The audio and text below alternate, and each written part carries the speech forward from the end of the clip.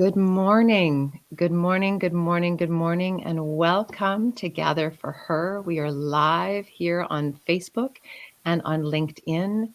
I am grateful to be here with my woven braided sisters from Powerhouse Impact Media Group. We are a co-created conversation with changemakers, talking about the world that we are building collectively together. I'm going to pass over to my braid sister, Charlene Sanjanko, the founder of Powerhouse, and pull us in our welcome this morning. Thank you, Char. Thanks, T. Good morning. Good morning. I just invite you to take a nice deep breath. Bring your energy in for however long you can join us for this time. And you are so welcome to join us every Wednesday morning as we gather. And as we have gathered for over 50 consecutive weeks. I want to let you know that Gather for Her is a socially based collective conversation. It's a cumulative conversation that unfolds as we chat with local to global changemakers. And it is a streamed podcast series. Very excited to welcome you today and to host you from my home to your home. I acknowledge that Powerhouse lives, works, and plays on the Squamish First Nations land, the traditional, ancestral, and unceded territory. And this morning, I send love, healing, and prayers to the families in Williams Lake. And I just gather energy and send it that way as well. Thank you for being here. And I'd like to pass to Christina. Oh, thank you, Charlene. Good morning and welcome, everyone. We're so pleased that you're here, and all of you is welcome.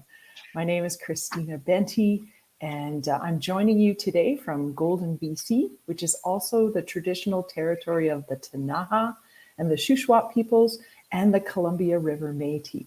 And like Charlene said, this is a co-creative, generative conversation, and there's always learning and wisdom that is shared and learning that takes place. My life is always different and more expansive after these conversations. So I'm very excited to be speaking with Miah today.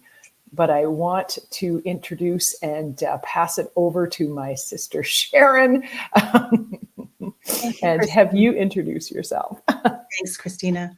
And welcome, everyone. I'm so excited to be here with everybody today and have this conversation with somebody who's near and dear to my heart, Miah.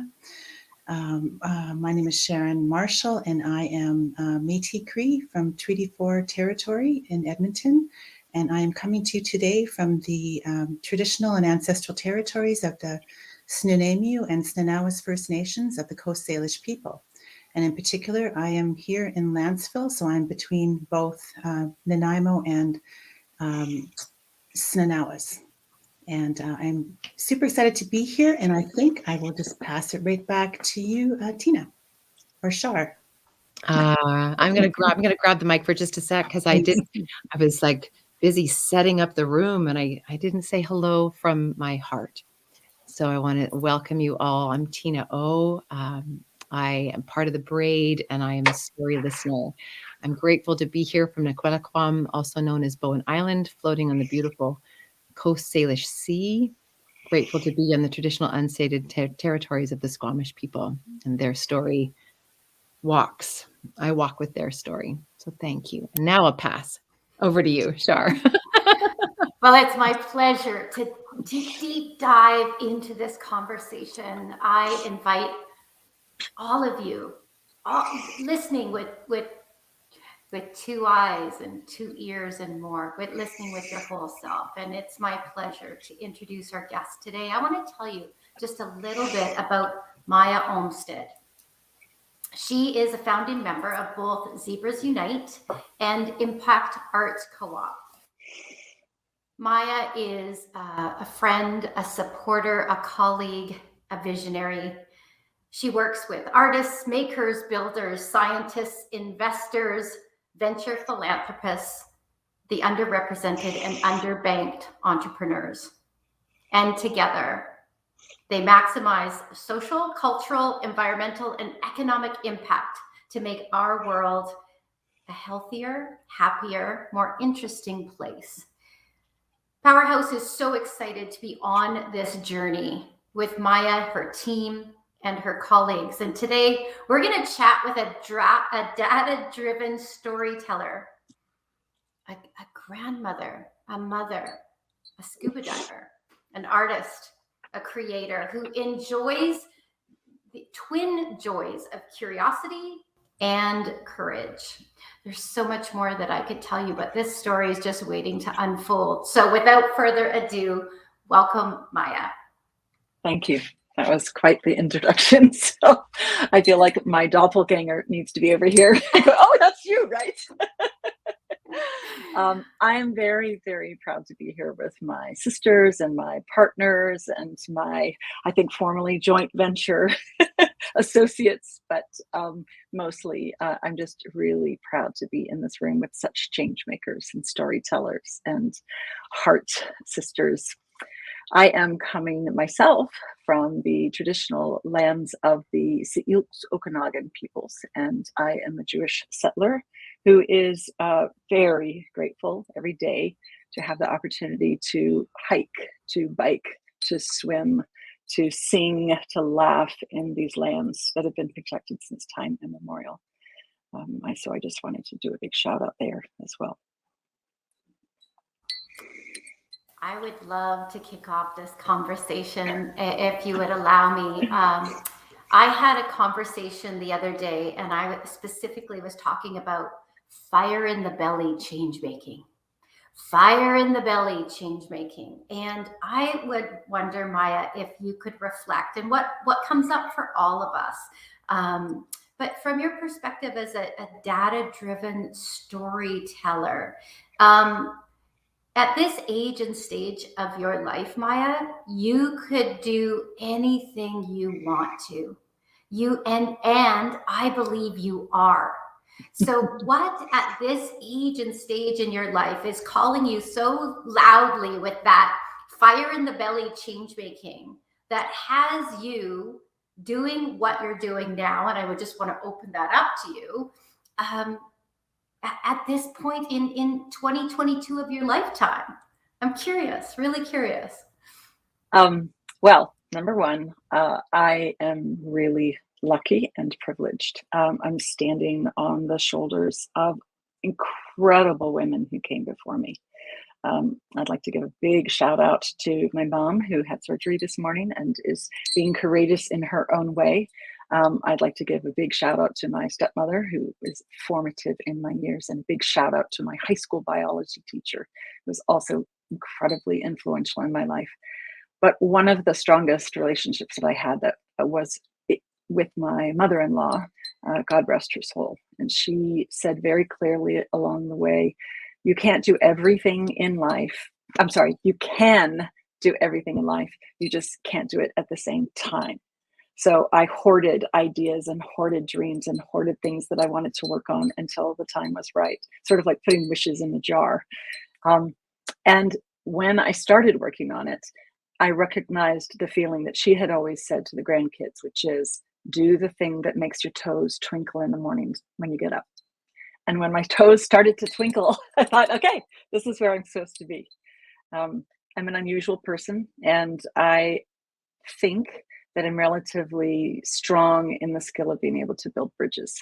And so I think that understanding that about myself has helped me turn things that in the past might have been negative characteristics. And certainly they were things that I was really hard on myself about. And now I celebrate them and I use them to benefit other people and make the world a better place. So I think that the change making is about changing my own identity and then helping to be a part of helping others change their identity, because the world is just chaotic right now, and it's requiring all of us to sort of re-examine who we are and where we sit and what's important, what we want to work on. Oh, Thank you for that, Miah. So not only do your toes twinkle, you twinkle. I had the privilege of meeting Miah a couple months ago in person, and I'm like, most people call me the Energizer Bunny, and I'm like, oh no, I can't even hold a candle to Miah. She really is the Energizer Bunny, and I appreciate how you show up in the world. And I want to go back to the using data to tell stories, right? Because that's stories are how we communicate, and data is how we build out the story for change making. So I want to hear more from you about how do you use data in terms of and in storytelling. It's so much a big part of my work in the world, and so I want to hear from you how you do that. Okay. Well, first off, I think we should all recognize that we are all data driven in all kinds of ways. We look at the temperature of the weather. We look at whether it's going to rain or not. We teach our kids how to make cookies when they're toddlers. We have shoe sizes and clothing sizes. And we live in a world where measurements matter. And the measurements that we keep close to our heart are the data-driven measurements that matter to me when we're telling stories. So these are the measurements that say, I want to make sure that 7 generations from now, somebody says, oh my God, I'm really glad she was my ancestor. So that means that in this time, if that's who I want to be 7 generations from now, then I think, what actions do I need to take now so that my descendants later are proud? And we live right now in a data-driven world. And if I want to be the change maker in this world right now to influence this space later on, then I have to work with what I've got. And I'm not an amazing mathematician. I am not an amazing artist. I am not an amazing storyteller, but I'm fairly good at all 3. And when I combine them, then that allows me to take advantage of this energy. For me, data-driven storytelling is everything from understanding the data that's missing when we're trying to talk about people's experiences. It's about lifting up the voices that are critical if we really want to build a truly sustainable world. If we want to make sure that we're living in a world that is socially just, environmentally just, economically just, we have to look at the numbers. And that doesn't mean that we have to obsess about the numbers, but we do need to check on them every now and then. And I think it's more enjoyable to check on them through the arts. Okay, I'm coming in. But first, if you're just joining us, you have just dropped into a co-created conversation called Gather for Her. We've been meeting for the last 50 weeks. All started when the pandemic first was introduced to our lives and we were all stuck at home. And we have co-created conversations with changemakers. You can join our audience because next week we will be gathering again, but privately, to unpack all the ideas in here in our wisdom circles. You can see that link below. All right. So here's where this is what I'm jumping with. I love story, as we know. And I want to call out in a lovingly way. You said, I'm not an amazing storyteller, and I'm not an amazing this, and I'm not an amazing that. And I want to remind all of our listeners that storytelling as an oral tradition was never about performance. It was never about amazing. It was never about that. And I say that for all of us. I get nervous as soon as my camera comes on.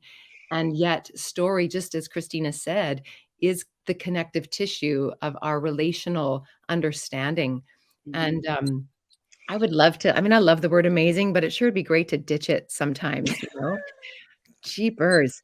So I wanted to drop that in, but I wanted to also ask you, or I'm not even sure what the question is, Miah. I love, and yet my brain fries when I try to understand the mix that you are, which is this science and art piece. And what came up for me when you were talking about data was in story, symbols are often the data.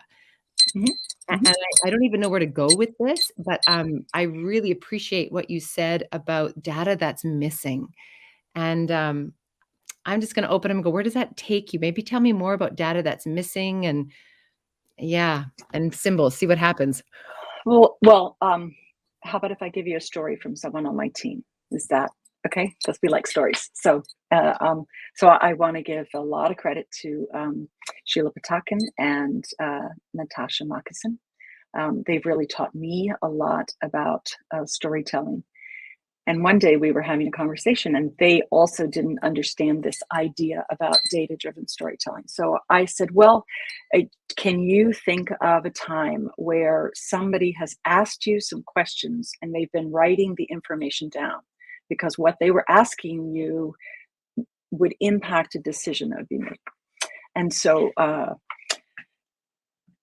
the description of a powwow came up.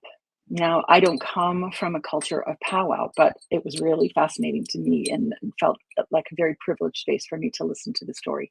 And what they were saying is that when you go into the powwow, the dancers are counted. You have to pre-register in order to have the dancers there to organize it. And then people who are serving refreshments or water or things like this, these are all measured in some way, a timed entrance, a timed exit, when are they going to need electricity, things like that. So I said, all right, well, I said, why do you think this is really important? And they said, well, the powwows are getting bigger. And as we are really revitalizing our culture, then more people are coming. And I said, all right. I said, well, then you've got a data-driven story. And they didn't understand. So I said, well, I just want you to imagine that you are a grandmother, right? So just close your eyes and imagine that you are years in the future and you're old and you're wizened. And the most helpful thing you can do in the world is just to hold your great grandbaby. And so you just rock in your chair and you're just smelling the loveliness of a new baby. And some of the other little children come around and they say, oh, the powwow's going to start. Powwow's going to start. And you say, oh, you kids, you don't even know. You don't even know. Oh, my goodness gracious. I remember right at that time that COVID was coming along and the powwows, they were getting bigger and that they were getting bigger and more people were coming and we just needed to find land. We needed to reclaim our land and put some more space for dancing, for joy, for living. And it was a good thing that those two women really taught us to think about how we needed to count and how we needed to measure to make sure that we could celebrate the full glory of our people. When you finish a story like that, you want to know, what did they count? What did they measure? Where did it go? What did they do with it? You're curious. Stories are soothing. Stories inspire behavioral change. Stories inspire motivation. Stories inspire curiosity, and stories inspire courage.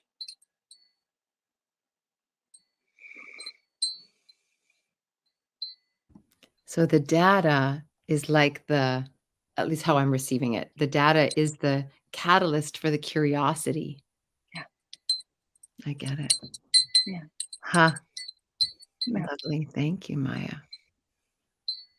The data can be different too. Like Tina and I talked about this a couple of months ago, that if we're moving into a net zero world, this means that we have a lot of responsibility to honor people who've spent a huge amount of their time doing really hard jobs.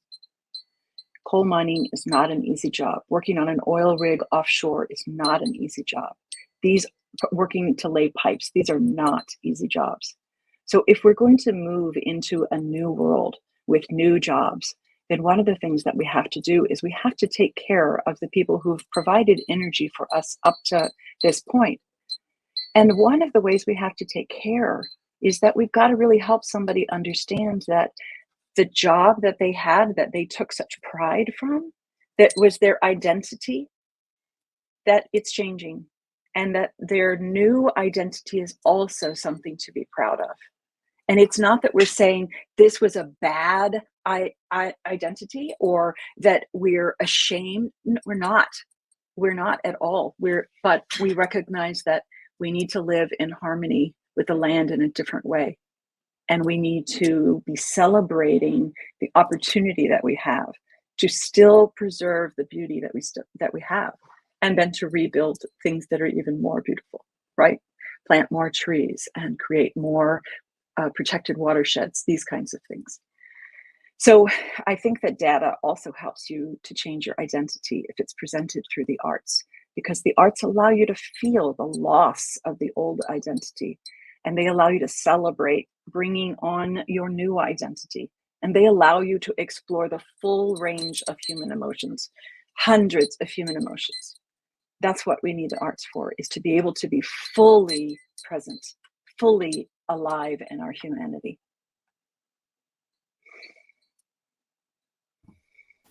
I want to pass to you, Sharon. I'm just wondering I could feel it. Yeah, I had something else that I wanted to talk to, but that story got me, and I lost my train of thought. So I'm sure it'll come back. But that was an amazing story, Miah. And something you had said earlier was it's important to check on the numbers. But I think you do more than that. You do more than just check on the numbers. Those numbers mean a lot to you. And from what I know of you, the arts bring those numbers. They give the numbers more meaning to a larger group of people. It's not just data. It is. It is data, but it when you say data, it's like, oh, it people just like their eyes roll and like, I don't want to hear it, right? For a lot of people, unless they're data scientists or that sort of folk. But one of the stories that you had mentioned to me earlier is, I'd love for you to just talk about that a little bit, and that is of how you see data storytelling for the 21st and 22nd century, 21st century, with AI and all that is possible. And I think you know the story that I'm referring to. Okay, awesome. I think so, but if I don't, you can certainly correct me. Grandfather and we now live in a world where public businesses and private businesses prepare annual reports.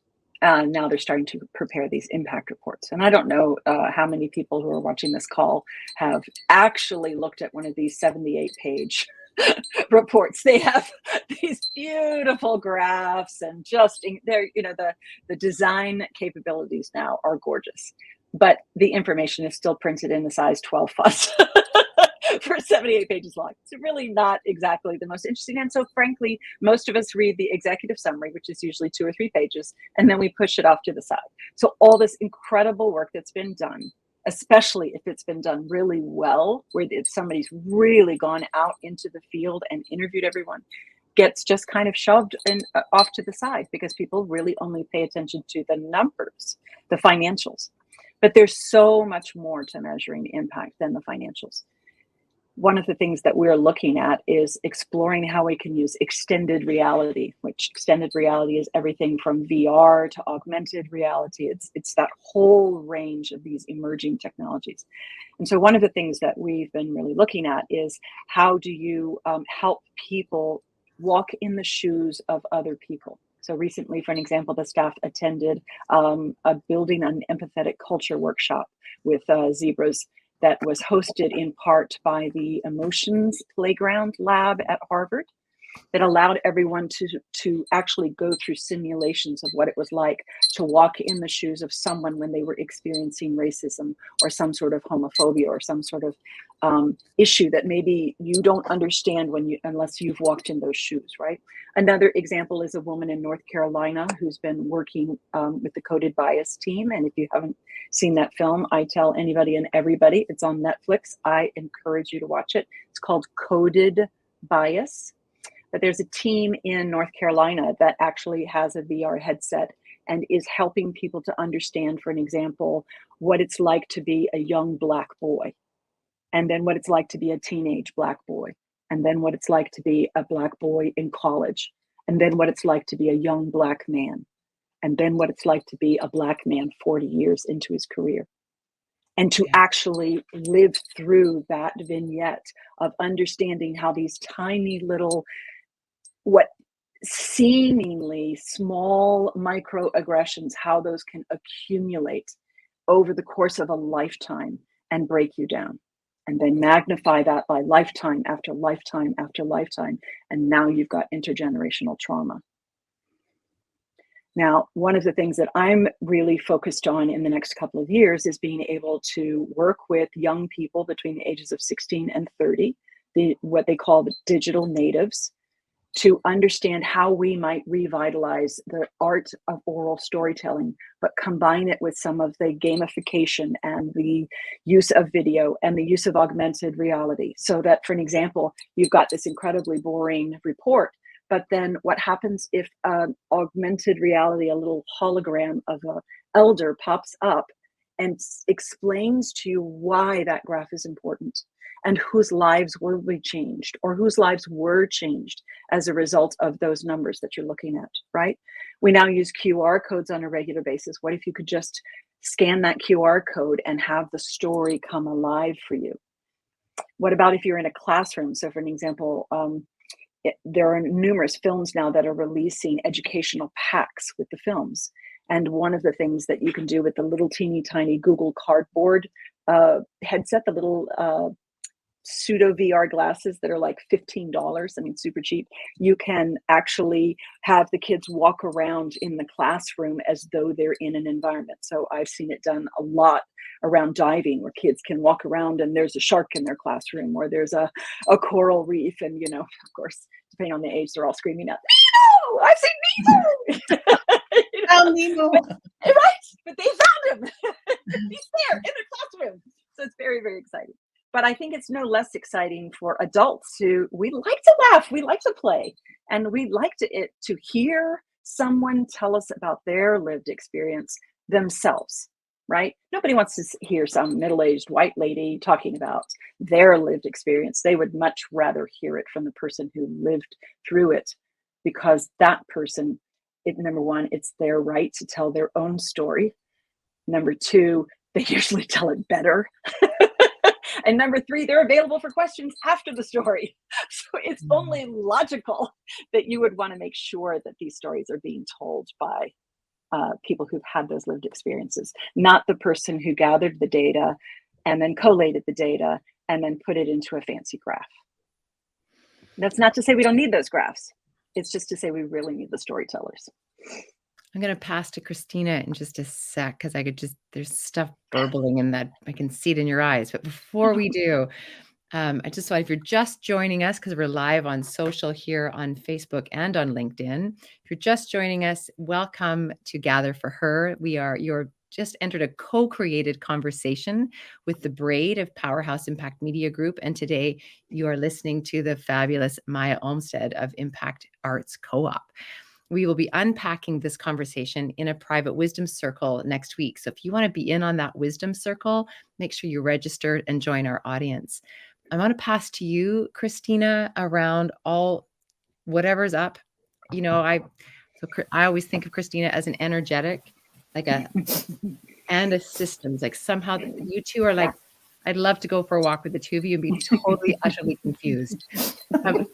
Over to you, Christina. Well, my little brain's on fire right now, of course, because so I'll tell you what I'm thinking about. I'll think out loud and then kind of toss it over to you, Miah, and see if you have any. I'd be curious to know where this takes you. But you are so bang on when you talk about how organizations and government and the systems that we operate in, how there's almost the worship of data put in long, lengthy reports, and and the failure to connect it to the stories and to the impact. So I work with a number of nonprofit organizations that are impacting people's lives on a daily basis. So just like you, you're doing that in your work, and I'm working with these organizations, and they have these reporting requirements, right, from their funders. And the reporting requirements are about the numbers.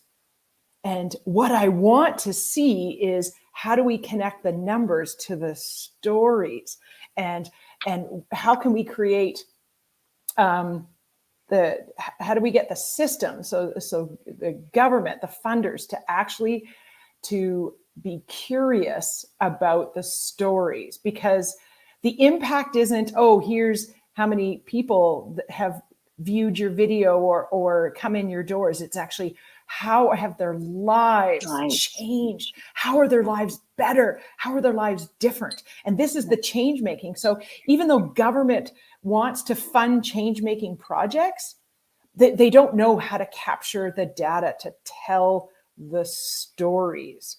And so what I'm curious about is, how do we weave those things together to really start to share the impact of real change making on people's lives? And it's about building, like, I loved what you talk about, using scenarios to create visceral experiences that change people's lives. Oh, now I get it, right? My eyes are opened. Now I see. And so I'm curious to where that takes you. Because I like the idea of pushing back on funders and going, here's the stories, Yeah, it's I think fundamentally you and I get along so well because we're both systems thinker, right? And so we are very focused around trying to break down silos. And I have found that the best way to break down silos in my life is just to ignore them, which usually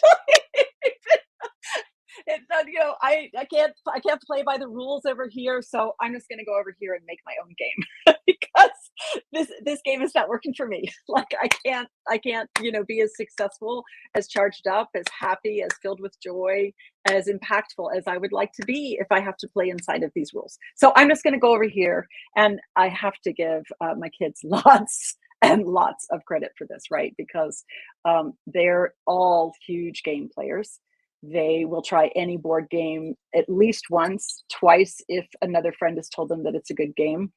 And they flex, right? They just flow from game to game to game to game to game to game to game. So they change the rules all the time. They're aware of this. They've got no problem with adapting quickly to different sets of rules. And I found that really fascinating as they were growing up. And then when they sort of came of age, and anybody who has children in their 20s and 30s, ours are aged 30 to 37, they have got no problem putting you in your place. This is what you are doing wrong. Now I am old enough and strong enough to tell you, to call you out on this. So my kids do. And I'm really lucky about that, right? I'm really, really lucky for that. But as a result, then what it's caused me to do is to approach everything with curiosity. And when you approach things with curiosity, the first thing you figure out is that door is closed. Why is that door closed? How come I can't go in that door? How come they can go in the door, but I can't? So then you go, fine, I don't need to go in that door. I'm just going to go over here and build my own house. And I'm going to make sure that that house has an open door. So, because I don't want other people to feel the way that I felt. Right? So the only way to create that house and make sure that that house is stable and warm and comfortable is to make sure that everybody who might live in that house, whether they live there for a meal and sink into the chair for 3 hours after the meal, just talking and talking and talking, or whether they need to live there because they're in transition, or whether they live there all the time because they are the caregivers. The people who need to live in that house need to be consulted when that house is built. So every kind of project, I don't care whether it's a theater production or it's urban planning or it's some sort of big, huge exhibition, you've got to make sure that all of the people who are going to experience it are present when you design it. And you really have to think about your lens, right? So an example would be, it's almost impossible, not completely, but almost impossible for a man to understand what it's like to be 8 months pregnant and you can't see your feet. And how frustrating it is because you suddenly can't tie your own shoes. It's very hard for them to understand that this simple act of turning to get a can of soup is now a 30 to 40 pound heavier act, right? That's an example. It's really simplistic, but it is an example of, it's not that we don't have amazing men. We do. We have amazing men who are very strong feminists. I'm very proud to say I'm the parent of a number of these young men, but that doesn't mean that they completely understand it in their body in an embodied kind of way. And there's different levels of understanding. So I depend on groups who can tell me what something feels like from their own embodied experience. I can think that I know what their life is like, but that doesn't mean that I've lived it. And that doesn't mean I felt it in my muscles and felt it in ripple on my skin and felt it, give me the little, hairs on the back of my neck. Those feelings are really important to pay attention to. It's this magical combination of gut, instinct, passion, and that's a mix that cannot be replicated. So we have to listen to each and every person.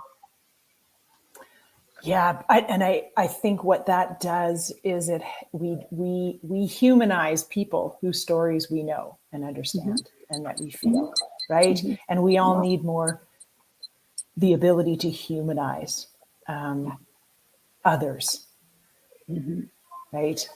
Oh, Sharon, where are you going with this? Yeah, you are an incredible storyteller. So don't ever think that you're not amazing at it and other things. You mentioned the everything that goes into, or what you think should go into creating a story with the data, and I know for the folks that are listening, they don't really know one very important aspect of impact arts and your passion, and that is the braid that has been formed between Impact Arts Co-op, Powerhouse Impact Media Group, and Diva Training and Staffing Solutions, or Creative Collaboration, which is my company. And so I'm just wondering, because that is weaving in one of its finest forms, and I'm wondering if you can speak to why you feel so strongly that this is important for you, and what do you see being the biggest outcome of this braid? And maybe we can talk a little bit about what the power. Well, no, let's just go there and see what comes. Okay. And then I want to hear Shara's thoughts on these too, as well as yours. I get a chance to talk to you a little bit more frequently. I think that we all have seasons in our life. And I think that inherently we recognize it. Some of us speak to it. We embrace it. We understand it. But I have lived the season of being a child. And I have lived the season of being a mother. And now I am approaching the third season of my life. My birthday is this coming Monday. And on my brain, on my mind a lot is, what does this mean? How can I live this next chapter in a way that I'm truly, truly fulfilling? So I think I mentioned that I am Jewish, and so we have a Hebrew word. It means tikkun olam. It means to make the world a better place. So now as I approach this next season, I'm trying to think about, all right, well, in many cultures, this is the season of the elder. In many cultures, this is the moment when the matriarch steps up. This is an important, valuable role in our society, and it's often marginalized. And I can remember the moment I went into a bar and sat down at the bar and realized that the men in the bar just glanced right past me, like I didn't even exist, right? Because they, And I was like, oh, so that's what it feels like to get older, huh? You become invisible in culture in lots and lots of ways. And that's a new thing, this new, fetishizing youth and fetishizing innocence and naivety. It's the aging, the becoming the elder, becoming the matriarch. It's a privilege. It's an extraordinary privilege because you're able to turn everything that was negative or questionable or scary or dark. You're able to like really look in all of those dark places and figure out some thoughts, some feelings, some answers, some more questions. And then you're able to share that wisdom with the young. Maybe they'll listen, maybe they won't. Maybe they'll listen after I'm long gone. Who knows? Like, I love biographies, so I tend to really focus in on what Eleanor Roosevelt did, for an example. And these are our stories. This is our moment now in this season. So braiding with Powerhouse and braiding with Creative Collaboration and your specific Diva project is what I see as the smartest, most efficient, most loving way to truly become the matriarch that I believe I am destined to be. And I don't believe that I am destined to be the one who's in front. My word for this year, we've talked about this, my leadership word for this year is sap. I believe that my role is to be the sap inside of the matriarchal tree. And that it's your job to be the fullest, roundest tree. And year after year after year, we will build rings. And year after year after year, we will become stronger. And we will nurture the mycelium network beneath the soil. And we will shelter those who need shelter underneath our branches. And I believe genuinely that you are organizations and people that I want to walk that walk with. And of course, a lot of that's just down to trust, right? And lifting it upstairs that somebody's, looking out, certainly for me, and I think for all of us, because we all have such unique, specific gifts, and braiding them together creates something really extraordinary. Thank you for that, Miah. And I just have to say that I think the braiding is braiding for impact is something that you're one of the first people I think we met that, and we didn't have to explain that concept to you. You came to us knowing that and understanding it, and so maybe that's why we all get along so well. But that is beautiful that you what you just demonstrated. And I just want to thank you. And I think I'll just pass it to Tina. Thank you, Sharon. Yeah, you know what? I concur. I remember first meeting you, Miah, and it was like walking into a cloud of possibility that just got bigger than my own cloud of possibility. And then I was like, what was that? Like somebody just took my brain and went poof, even bigger. And it's exactly what you said, Sharon. It's like there was no explanation needed. There was no like, well, this is what weaving in, this is what braiding is. You're like, you're already there. In fact, you weren't just already there. You were taking me 8 steps further than I had language in my body for. So that's kind of where I'm not going to go here because that's all of the conversation. I want to pass to Shar, but I want to just name that if anyone's listening and they're not getting it, it's not that you don't get it in your body, likely. It's that there isn't a narrative in your head to make sense of what this is. And that's what Miah's work is all about.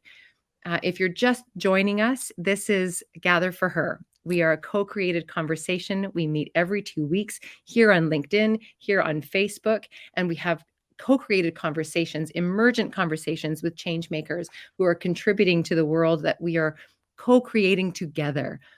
This is Powerhouse Impact Media Group. You're talking to the Braid and to Miah Olmsted from Impact Arts Co-op.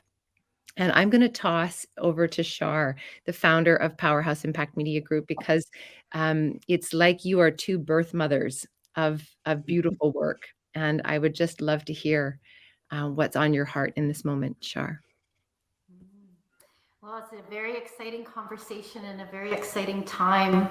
So I'll highlight a few key nuggets that really came through for me. The first is a very clear what. What are we talking about right now?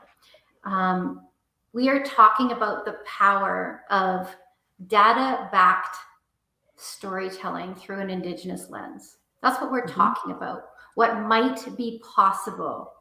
What might be possible in our decision making moving forward? What might be possible with where our attention and intention goes if we put more focus around shifting the narrative? And that narrative was actually backed by data that is very helpful for decision making. I want to touch on just for a moment around why now. So that's the what. Data-backed storytelling to shift the narrative. And what if those stories were told through an Indigenous lens? I believe that why now is important because it has, we're being called in 2021 and 2022 to remember our past more than ever before, to bring our ancestors. So I'm not here as Charlene Sinjenko. I am actually here with all of my ancestors, as are all of you. And who are they asking us to remember that we are? And not just remember, but feel, embody through an experience that can only be achieved when all of our senses come alive, far beyond where words will ever take us. The embodied change making that is needed now is palpable. What I loved with that's the past into the present is exactly what Christina said.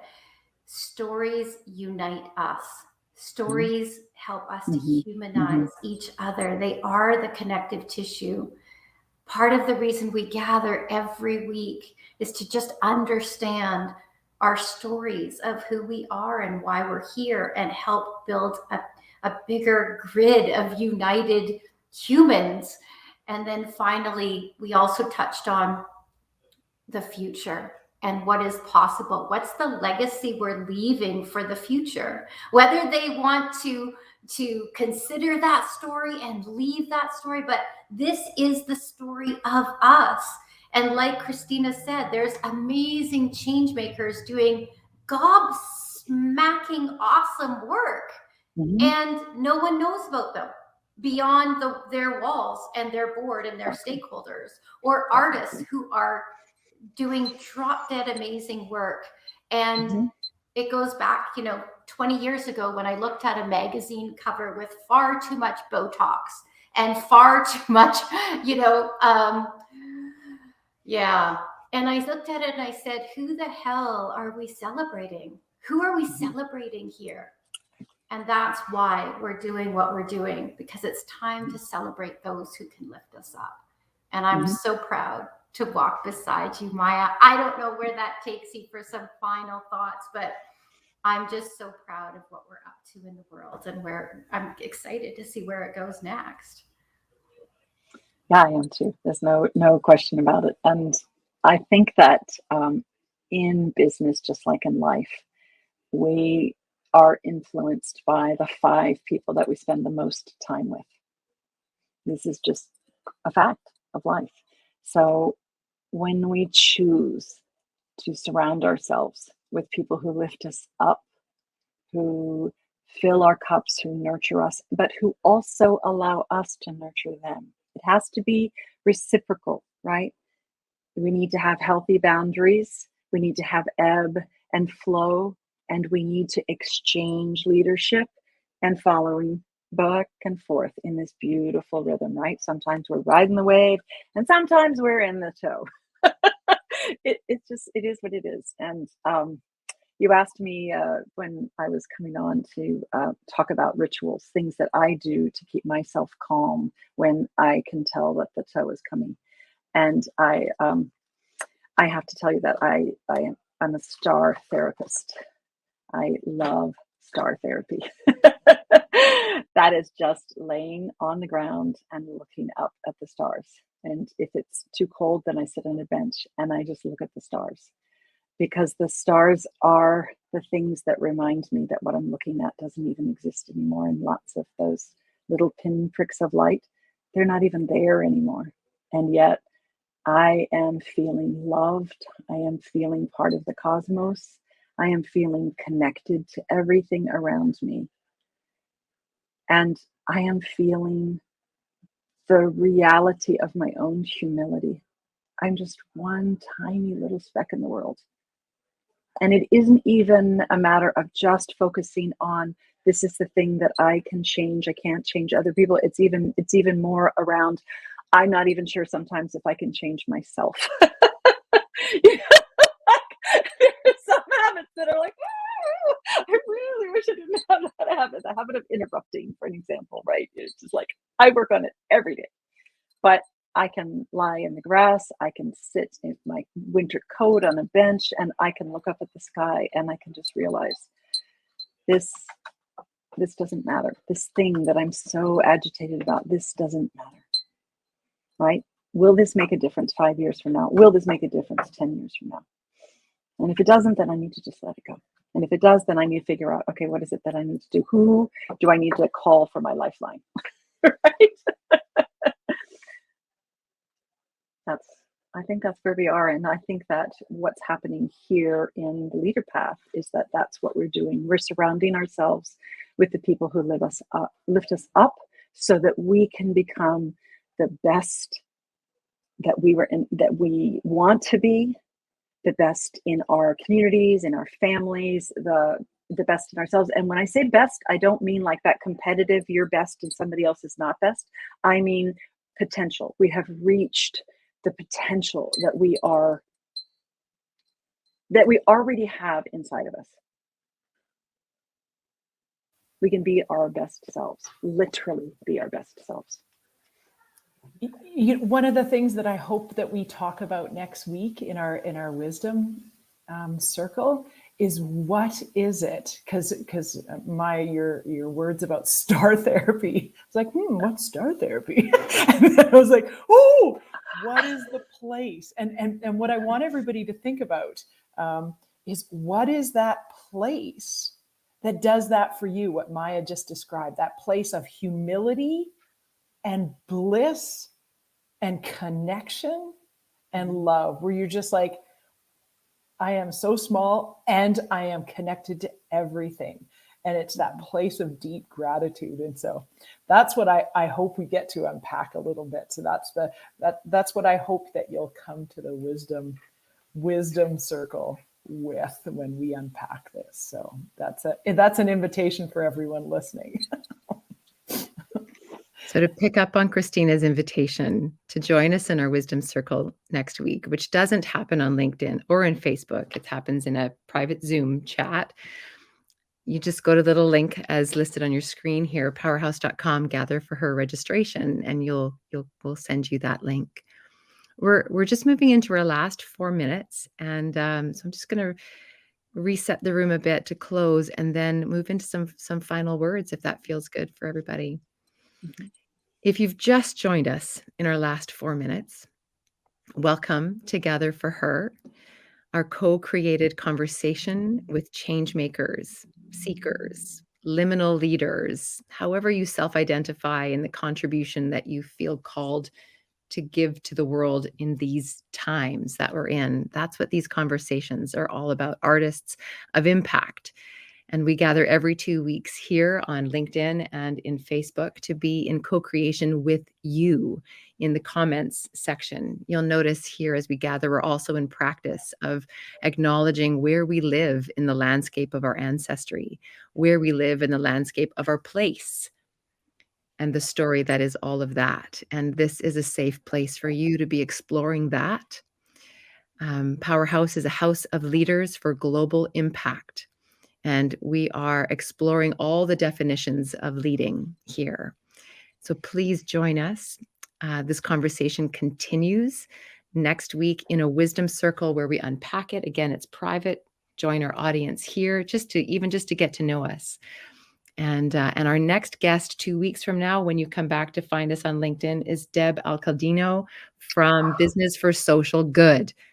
Yippee! She's also on the leader path with us, which you're seeing here. Just come and check us out. And with that, I'm going to pass to you, Shar, for some closing words, or however you want to do that to close this conversation. Maybe back to Miah. I don't know what wants to emerge.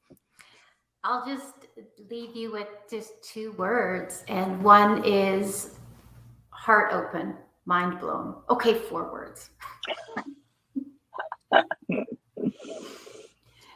I'm grateful. Thank you. I am head and heart. Head and heart, connecting the two. That's what data and storytelling is all about. I am warmed and grateful to be sitting at your fire, Miah. Well, I am humbled and filled with awe. So I guess mine are 4 words too.